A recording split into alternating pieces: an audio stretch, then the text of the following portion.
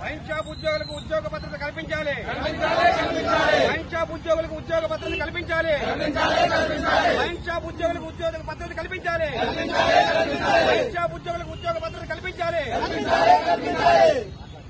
మేము wine shop ఉద్యోగులమే డిపోటు జరిపోతులపాడు అన్ని షాపులకు సంబంధించిన సూపర్వైజర్లు మరి సేల్స్మెన్లు ఈ యొక్క శాంతియుత ర్యాలీకి పాల్గొనడం జరిగింది. ఎందుకంటే ఇటీవల గవర్నమెంట్ ప్రైవేట్కి టెండర్లు పిలిచి వాళ్ళకి మద్యం షాపులు ఇవ్వడం జరుగుతుందని మన ప్రెస్ లో పేపర్లో చాలా రావడం జరిగింది. దయచేసి మేము 2019లో జాయింట్ కలెక్టర్ ఒక ఎగ్జామ్ కండక్ట్ చేసి ఇంటర్వ్యూ చేసి మమ్మల్ని అందరినీ సెలెక్ట్ చేశారు. దయచేసి సెలెక్ట్ చేసిన తర్వాత ప్రతి ఒక్కరూ తన కరోనా టైంలో తన ప్రాణాలు సైతం లెక్క చేయకుండా ప్రతి సూపర్వైజరు ప్రతి సేల్స్ మెన్ తన విధులు నిర్వహించి గవర్నమెంట్ కి ఆదాయాన్ని సమకూర్చారు. దయచేసి గవర్నమెంట్ 15,000 మంది రాష్ట్ర వ్యాప్తంగా సిబ్బంది ఉన్నారు. ఈ సిబ్బందికి అన్యాయం జరగకుండా ప్రతి ఒక్కరికి ఉద్యోగ భద్రత కల్పిస్తూ మరియు ప్రభుత్వ షాపులే మళ్ళీ రన్ చేసే విధంగా ఉండాలని నిర్ణయం తీసుకోవాలని కోరుకుంటూ సెలవు తీసుకుంటున్నాం. మాట్లాడతారా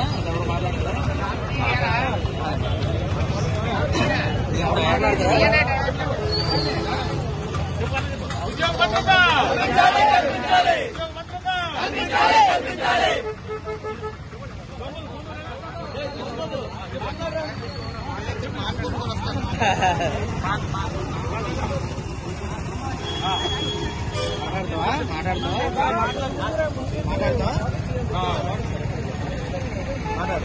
రాష్ట్ర వ్యాప్తంగా సుమారుగా 15,000 మంది సూపర్వైజర్ సేల్స్మెన్స్ అలాగే వీరితో పాటు వాచ్మెన్లు కూడా ఇదే దాని మీద ఆధారపడి చేస్తున్నారు.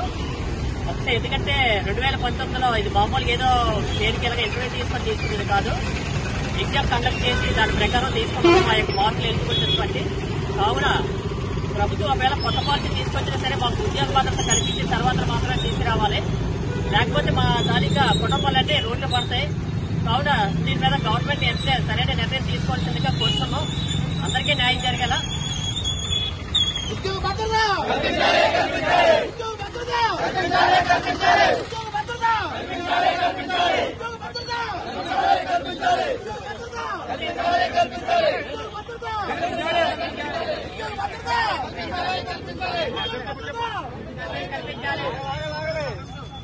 ముందుగా ఈ యొక్క ర్యాలీ అనేది నిరసన కార్యక్రమం అనేది మన స్టేట్ యూనియన్ నిర్ణయించడం వల్ల ఈరోజు నిరసన కార్యక్రమం అనేది మనం ఇక్కడ చేపడుతున్నాం.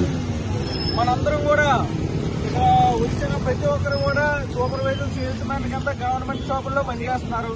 వాళ్ళందరూ కూడా 2019లో ఎగ్జామ్ రాసి వచ్చి ఉన్నారు. తర్వాత కోవిడ్ టైంలో కూడా చాలా మంది వాళ్ళ ప్రాణాలు తగ్గించి గవర్నమెంట్ కి మెయిన్ పేమెంట్ ఇదే కాబట్టి చాలా కష్టపడి పనిచేశారు. ఈ 5 సంవత్సరాలు చేసిన తర్వాత ఇప్పుడు కొత్తగా సోషల్ మీడియాలో పేపర్లో ప్రైవేట్ షాపులకు ఇస్తామని న్యూ గవర్నమెంట్ నిర్ణయం తీసుకుని చాలా ఇవి వస్తున్నాయి. సో దాన్ని బట్టి మేము ఈ 5 సంవత్సరాలుగా మా యొక్క కుటుంబాలు ఆల్మోస్ట్ 15,000 మంది ఉన్నారు. సో 15,000 మంది అంటే ప్రత్యక్షంగా 15,000 మంది, పరోక్షంగా 15,000 కుటుంబాలు. మా యొక్క బాధని దాన్ని అర్థం చేసుకోవడానికి ఈ రోజు నిరసన కార్యక్రమం పెద్దలకు చేరవేసే విధంగా ఈ రోజు నిరసన కార్యక్రమం చేపట్టడం జరిగింది. దయవుంచి గవర్నమెంట్ వారు మా యొక్క బాధలన్నీ అర్థం చేసుకొని మాకు ఒకవేళ ప్రైవేటు ఇచ్చినా మాకు ప్రాబ్లం లేదు.